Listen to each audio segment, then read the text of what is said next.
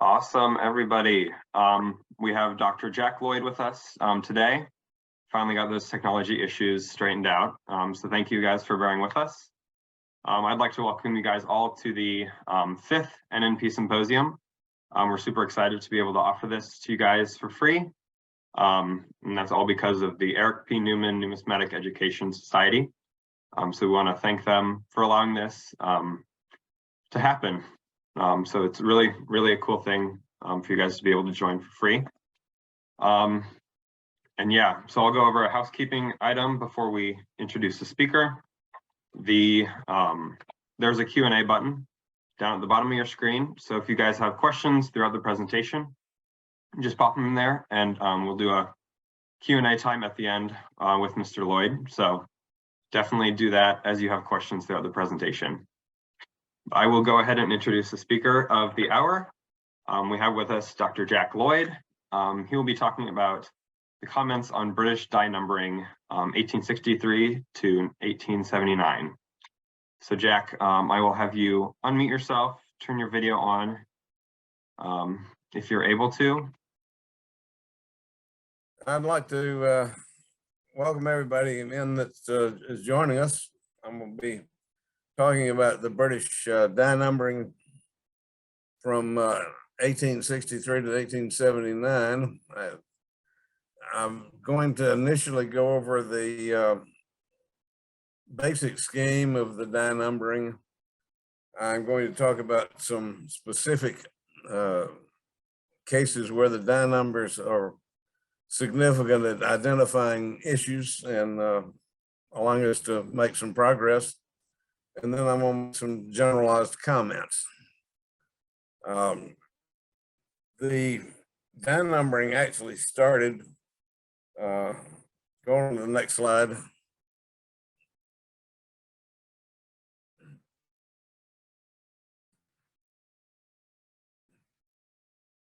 Jeffrey, did you go to the next slide? I did, showing the 1 penny from 1863. No, I want the previous one. Okay, let me go. Half penny.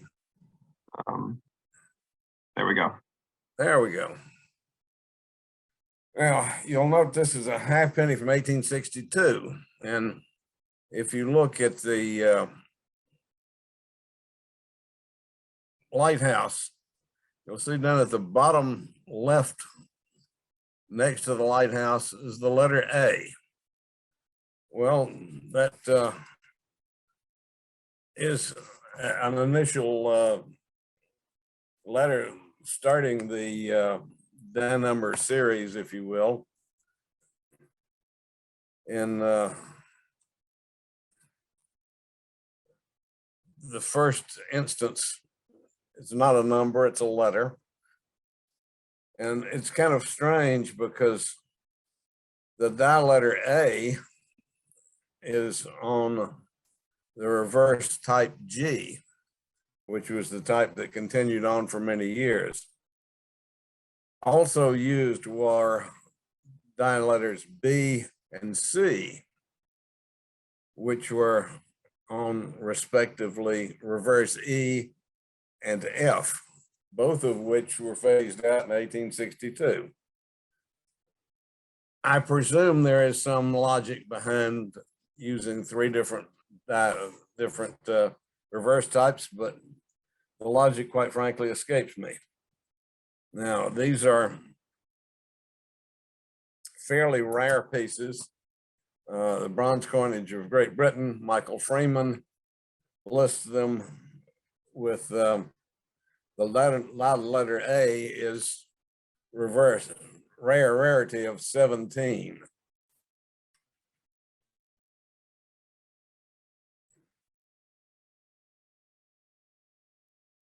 And that corresponds to there being between 16 and 50 known.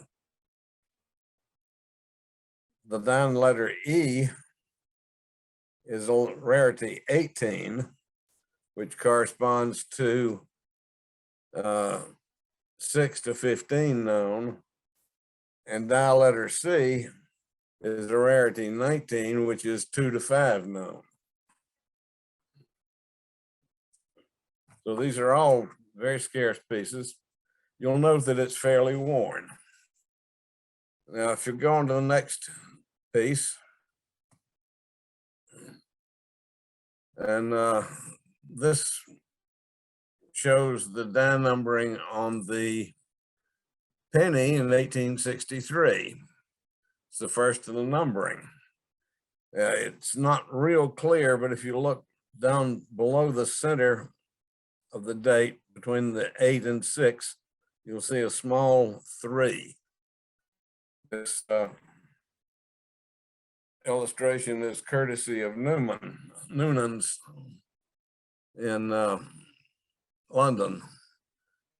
I do not have this piece.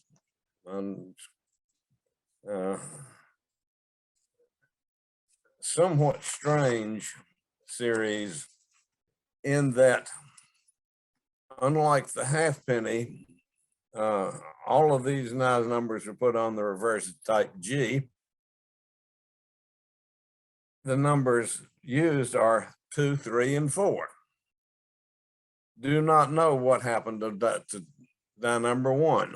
Maybe there was never one. But these are rarities, R19, R19, and R20, and R20 is believed unique. So these are all extremely scarce pieces. Now, I have been unable to locate any other pieces that I could personally look at. You'll note that the halfpenny and penny both show considerable wear. That would suggest that these die-lettered and die-numbered pieces were in fact released to circulation and circulated fairly extensively.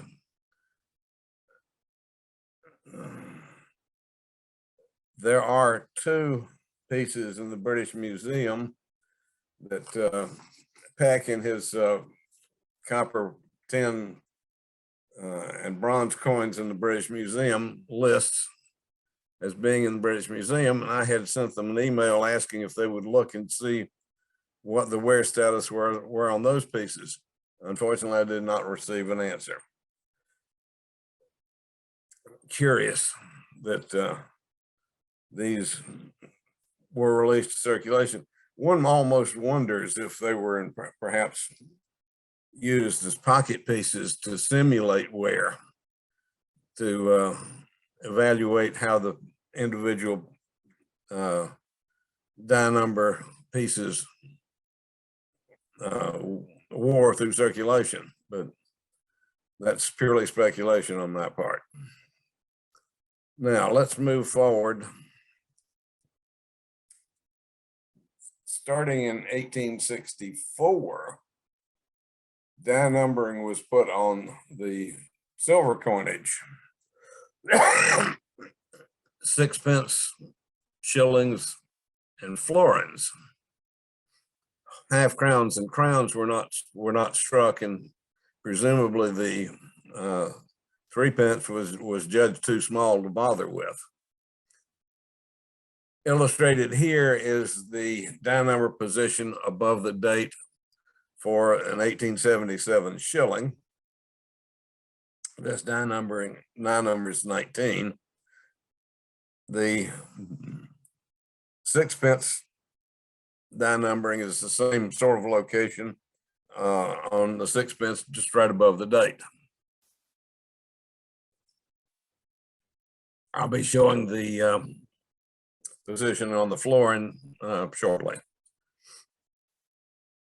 Now let's go on to an interesting piece.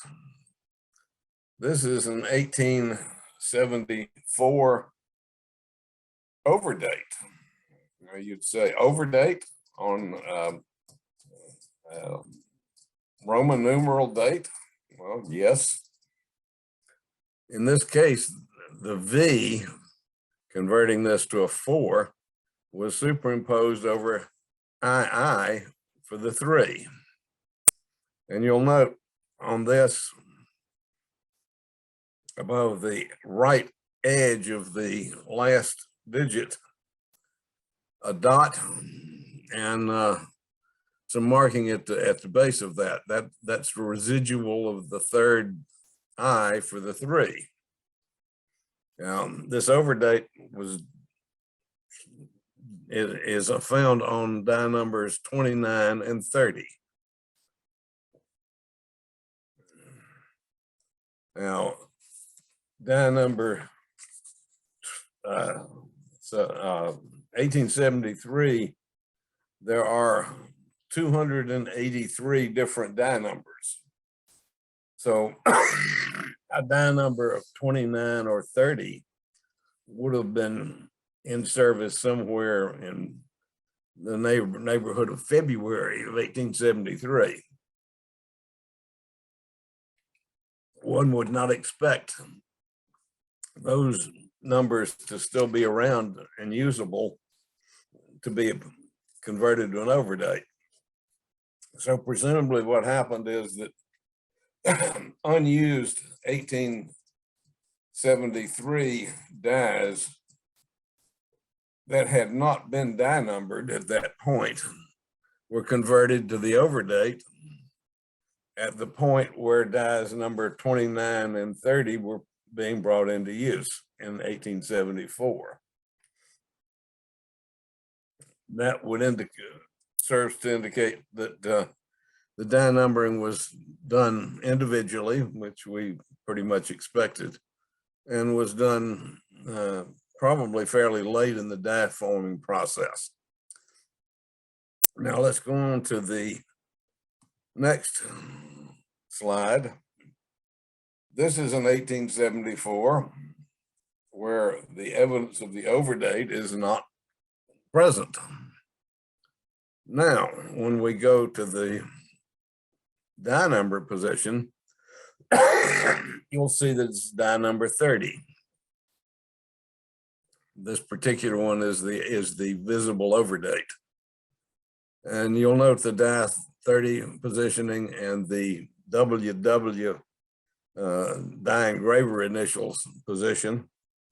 We go to the next one, which is the one that shows no overdate.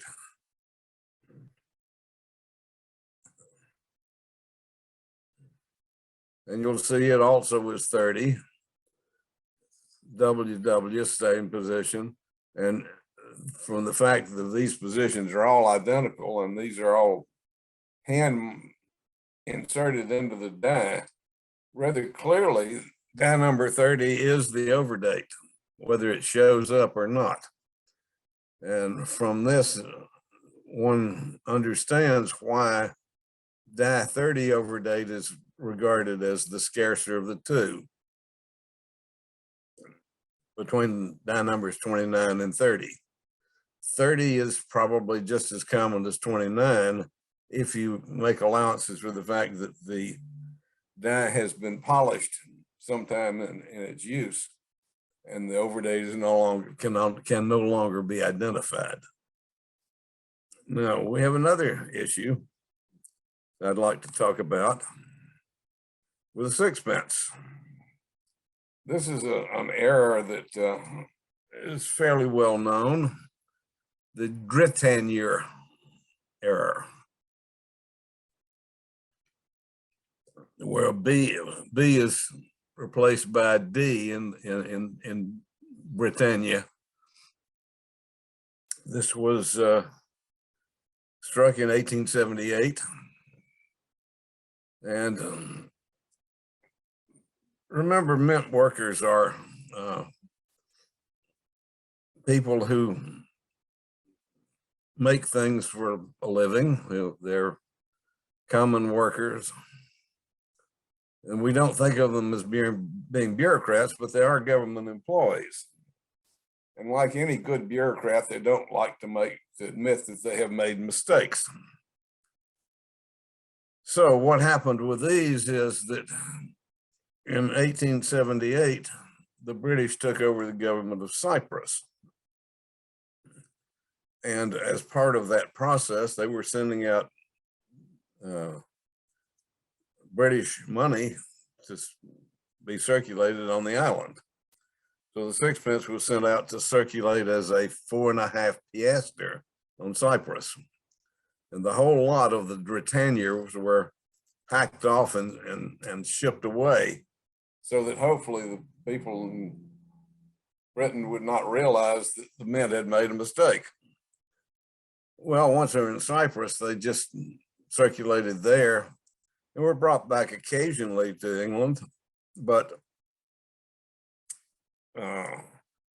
from the fact that they came back only seldom, high grade pieces of this particular era are pretty scarce.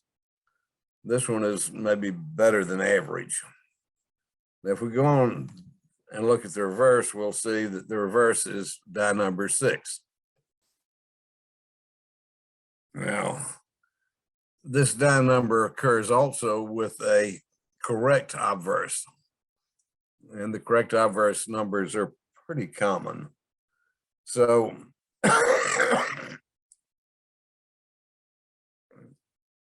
the particular usage in 78 for sixpence was about 37,000 coins per die. That would suggest that since the 78 sixpence with the correct obverse is fairly common, that the Britannia probably exists in quantities of a fourth or a fifth of that total number. So maybe 5,000 to 10,000 specimens.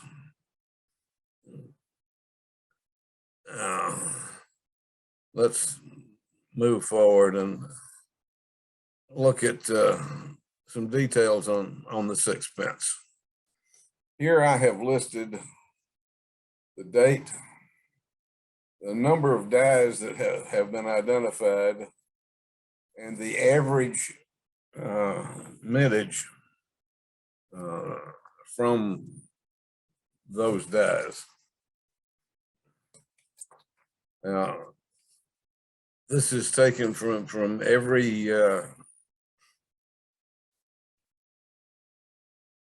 individual coin that I was able to identify a die number for.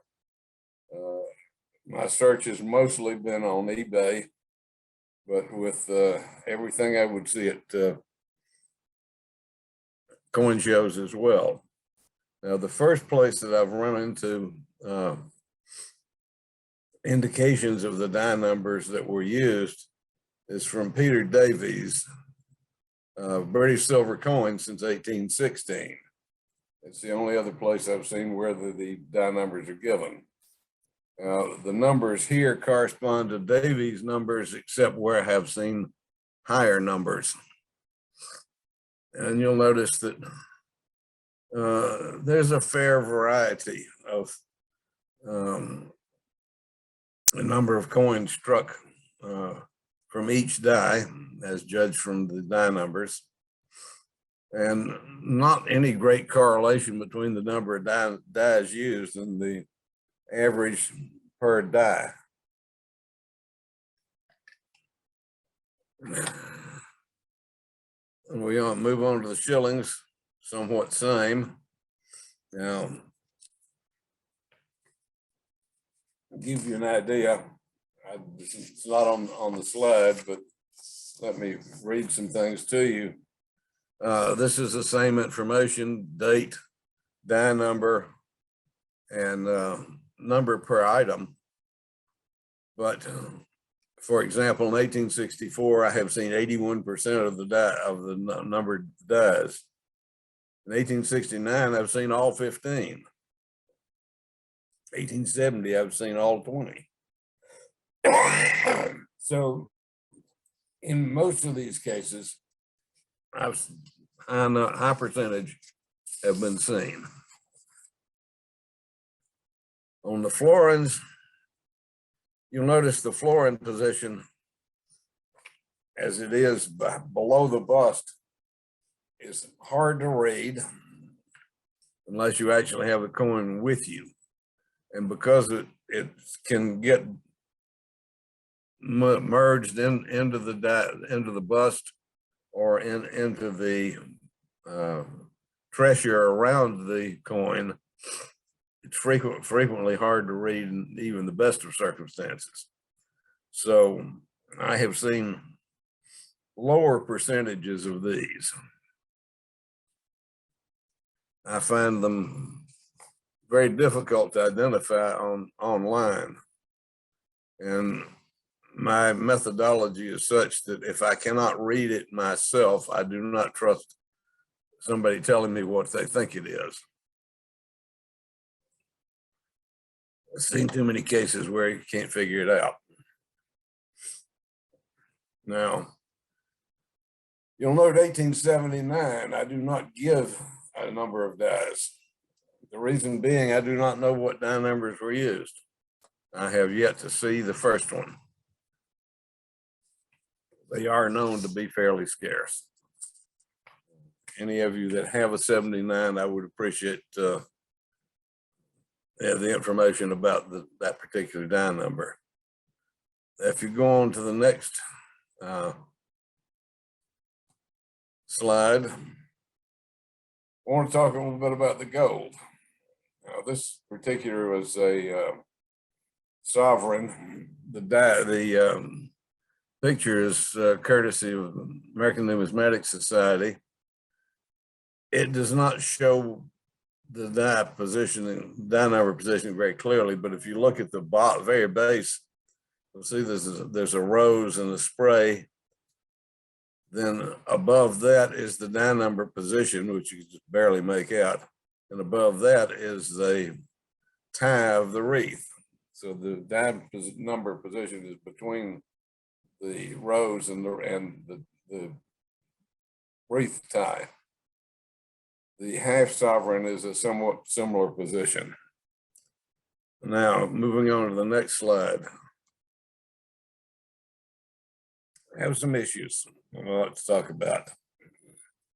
Now, Michael Marsh, in his book, The Gold Sovereign, gives die numbers for the half sovereign and sovereign. I have not been diligent at trying to make those record those numbers myself.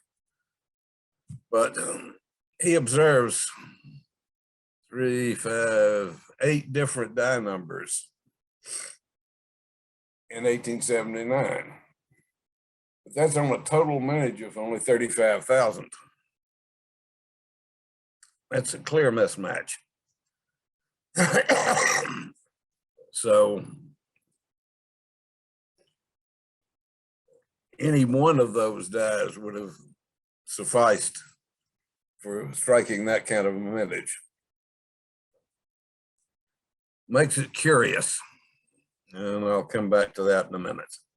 Move on to the next, the sovereigns. Here I give the date. The first sovereigns were dated in 1863. And the dies numbers used are listed here. Again, this is taken from Marsh. 1867, there were no sovereigns struck. And in the 1870s, the sovereign converted from the shield back to the St. George reverse that we're more familiar with. So when the reverse went to the St. George, the die numbering was stopped.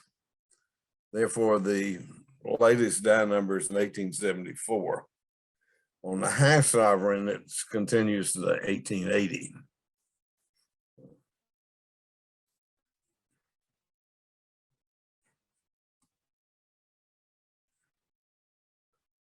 Now,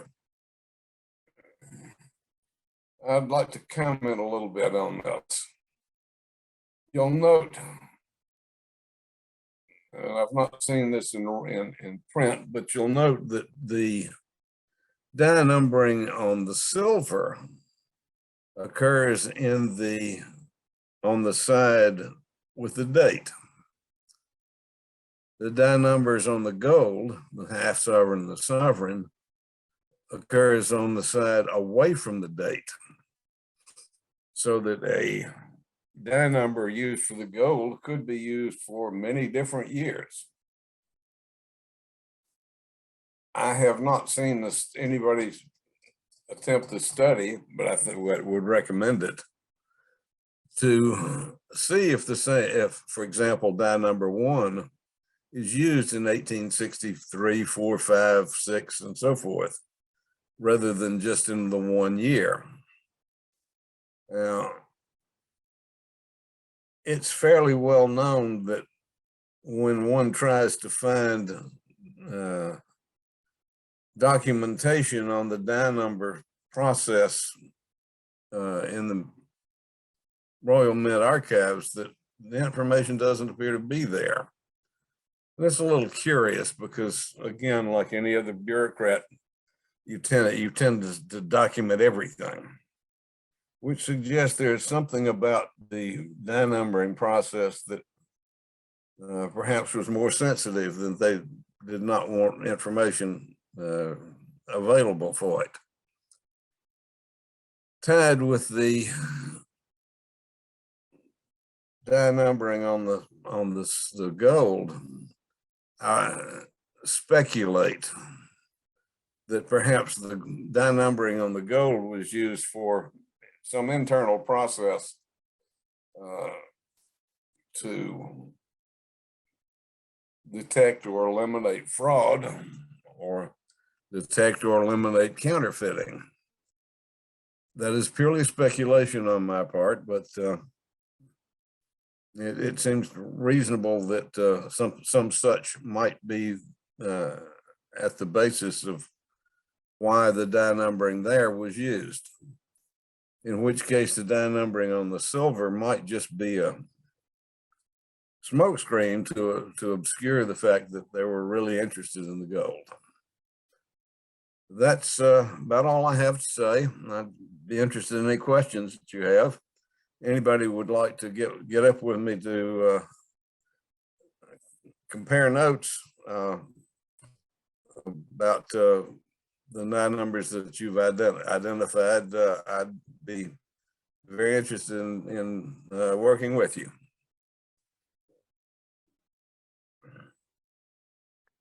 Awesome. Thank you very much, Mr. Lloyd. We will go ahead and answer some questions. And Jack, if you want to start your video, I'll ask you to start it if you're able to do that. Start my video. Yep. Awesome. Just so people can see it for the questions. That might be fun. Okay. Oh, so, you mean they couldn't see me?